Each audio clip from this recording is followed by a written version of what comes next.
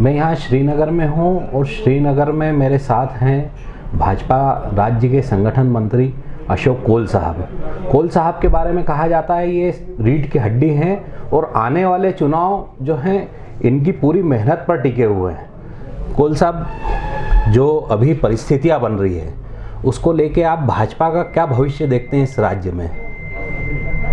नहीं, राज्य में तो भाजपा का भविष्य अच्छा है। जहाँ तक कश्मीर प्रोविंस की बात है, अभी तक जो पिछला यहाँ का है उसमें 46 सीट्स हैं। कश्मीर में भी भाजपा कहीं नहीं थी, लेकिन अब भाजपा ने यहाँ अपना काम शुरू अच्छी तरह से किया है।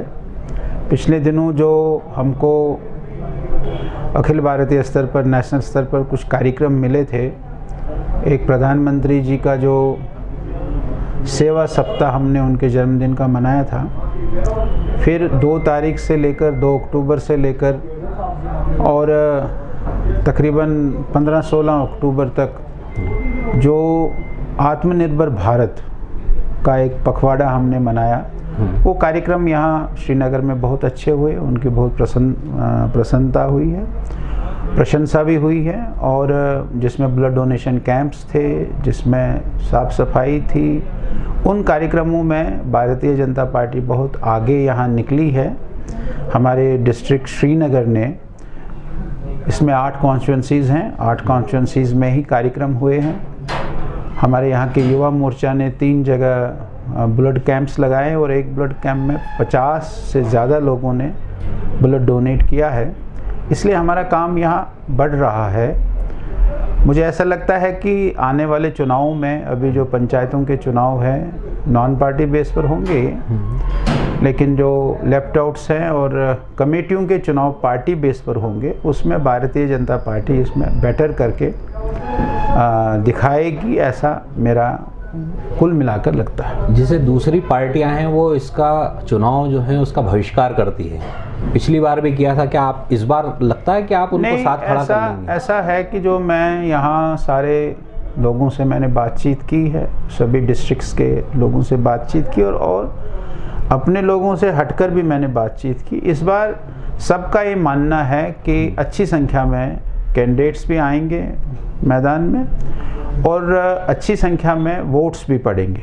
तो ये एक पॉजिटिव बात है कि वोट्स भी यहाँ पड़ेंगे और कैंडिडेट्स भी मैदान में आ जाएंगे।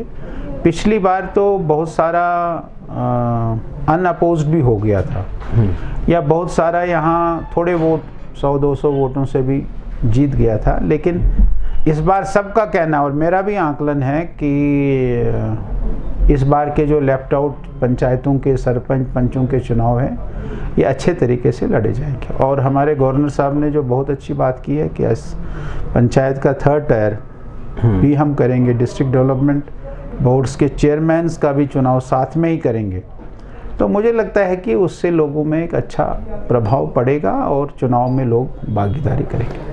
कार्यकर्ताओं का, भाजपा कार्यकर्ताओं की बात कर रहा हूँ, उनका ये मानना है कि अधिकारी उनके कहे काम सुनते नहीं हैं, तो उन पे नियंत्रण के लिए आप किस तरह से दिल्ली सरकार से अप्रोच करेंगे? ऐसा है कि यहाँ हमारे कार्यकर्ताओं की एक समस्या आ गई कि टारगेट हो गए।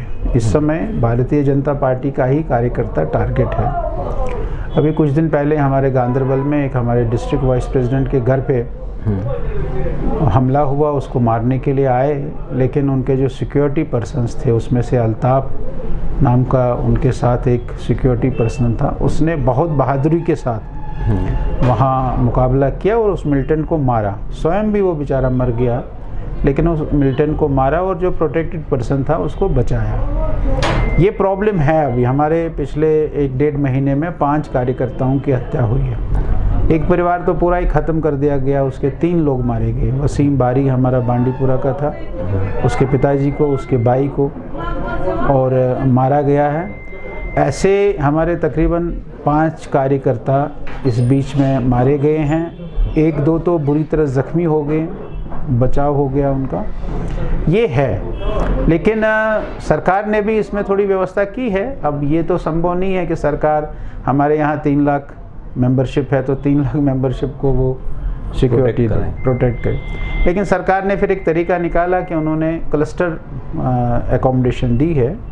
थोड़ा उसमें दिक्कत है, लेकिन हम उसको ठीक करने में लगे हैं, सरकारी अफसरों से बात कर रहे हैं। जहाँ तक जो आपने बात कही है, क्या है कि जो यहाँ का सरकारी अफसरों का माइंडसेट है, वो चूँकि पिछले 20 साल से 25 साल से या कोई नया भी आया होगा तो एक एनसीपीडीपी के उस माइंडसेट से खड़े हैं। तो अभी उनको थोड़ा गले उतारना बीजेपी का नाम तो थोड़ा मुश्किल हो जाता है।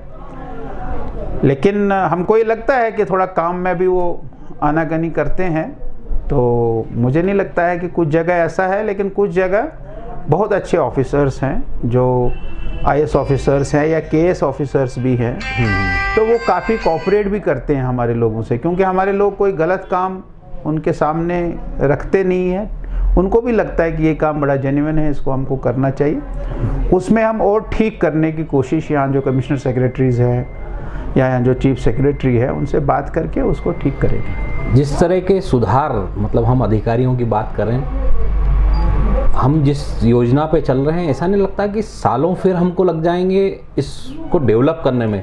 क्या दिल्ली के कुछ अधिकारियों की टीम यहाँ आके बैठे और उसको सुचारू रूप से काम करे? ऐसा कुछ पिछले दिनों आपको ध्यान में होगा कि कोविड से पहले यहाँ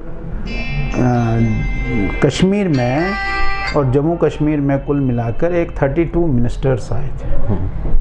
उन 32 मिनिस्टर्स ने, उनको भी ऐसा ही था कि आपको गांव में जाना है, वहीं रहना है, 2 दिन रहना है। तो मुझे याद है हमारे प्रहलाद पटेल जी, जो संस्कृत पर्यटन मंत्री है, उसको जम्मू का रामनगर दिया था।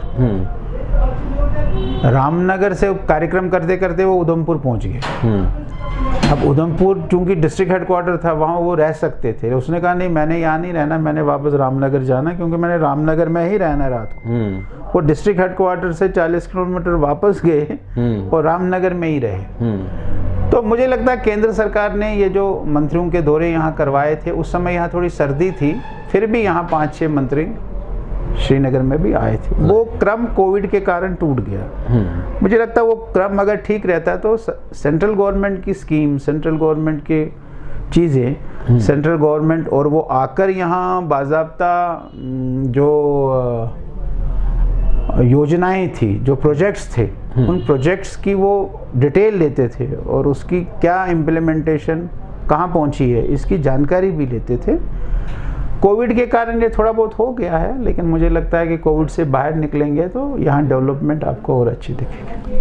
आने वाले समय में, चूँकि अब बीजेपी गवर्नर राज है और कहा जाता है कि गवर्नर राज मतलब बीजेपी का राज, तो ऐसे उसमें 1 साल बाद लगभग चुनाव माने जा रहे हैं। कितनी सीटें आप लोग? मैं नहीं मानता हूँ। देखिए, गवर्नर जो बनता है वो तो फिर गवर्नर होता है, वो किसी ठीक है, उसकी बैकग्राउंड कुछ होगी, लेकिन गवर्नर तो गवर्नर होता है, वो हर एक के लिए एक जैसा हो उसको।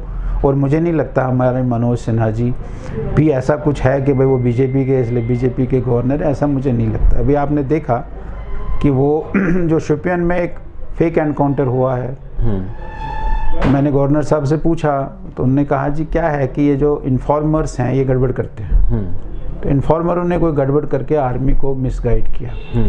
तो आर्मी को भी नहीं करना चाहिए था। जो भी अब उसमें है, वो बच्चे थे रजौरी के और गवर्नर साहब रजौरी पहुंच गए और उन घरों में गए और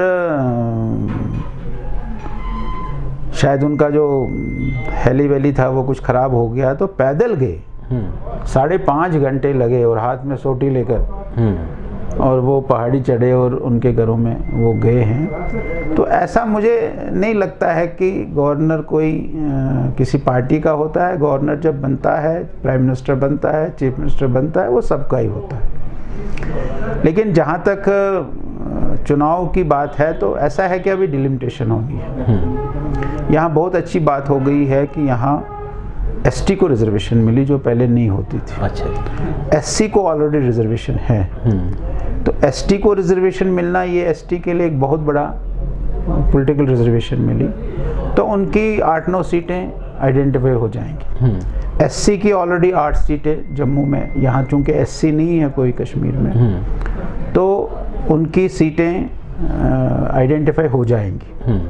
तो डिलिमिटेशन के बाद, डिलिमिटेशन प्रोसेस मुझे लगता है शुरू हो गई, उसका सारा है। लेकिन जो आपने पूछा कि चुनाव की दृष्टि से डिलिमिटेशन होने के बाद, एसटी सीट्स आइडेंटिफाई होने के बाद, एससी सीट्स आइडेंटिफाई होने के बाद पार्टी की पूरी तैयारी है। और मुझे लगता है कि इस बार पार्टी पहले से, पिछली बार हम 25 सीटें जीत गए थे, पिछली बार से और अच्छा वो करेगी, परफॉर्मेंस करेगी, ऐसा हमको लगता है। जिस तरह से अपनी एक बात हुई दिल्ली के अधिकारियों को लाने की, ताकि जल्दी कश्मीर में सुधार कार्य हो, उस पे पार्टी कोई अपना भेज रही है क्या ऊपर? भेज रही है, भेजेंगे। हमारे प्रधानमंत्री जी कश्मीर के बारे में बहुत ही पर्टिकुलर है, जो हमको लगता है, और वो चाहते हैं कि कश्मीर में विकास हो, कश्मीर में डेवलपमेंट हो। इसलिए प्रधानमंत्री जी के इनिशिएटिव से ही वो हुआ था।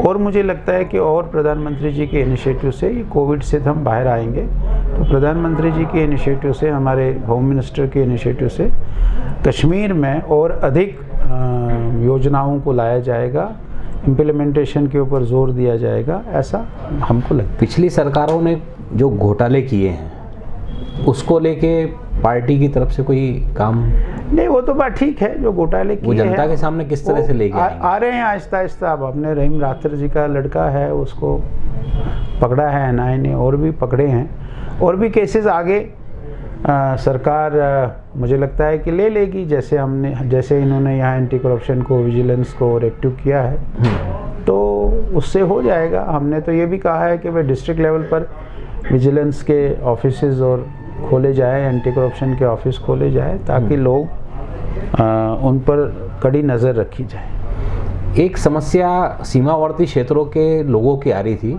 कि बंकर को लेके अभी तक सरकार ने काम नहीं किया। घोषणाएं पहले की सरकारें करती रही कि बंकर बनाएंगे ताकि जब हमले होते हैं या गोलीबारी चलती है तो वो उसमें सेफ हो जाए। इसको लेके कोई क्या हुआ यहाँ कि यहाँ जो बंकर्स की बात चली थी, तो पहले ये प्लान बना था कि कम्युनिटी बंकर्स बनाएंगे। कम्युनिटी बंकर्स बनाने की बात जब आई, तो वो एक मोहल्ले के बीच में कहीं कम्युनिटी बंकर बनाया जाएगा। लेकिन बाद में ये आया कि भाई इस बंकर को बनाएंगे, इस बंकर तक पहुंचने तक भी बहुत नुकसान हो सकता है।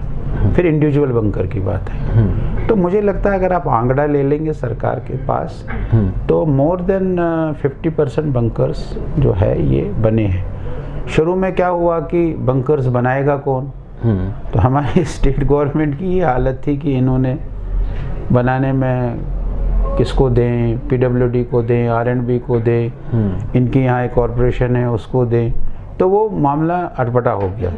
फिर उन्होंने बंकर बनाए भी कहीं जगह। अगर आप किसी बंकर को जाकर देखेंगे तो बंकर ऐसा बना कि उसमें पानी घुस गया, तो उसको ऐसा सेफ गार्ड नहीं किया कि पानी अंदर नहीं जाए, तो उसमें ऊपर से पानी आ गया। अब जो इंडिविजुअल बंकर्स बन रहे हैं, मुझे लगता है कि आप अगर सरकार से, मेरे पास तो आंकड़े नहीं है, लेकिन मुझे लगता है कि मोर देन 50% बंकर्स बन गए।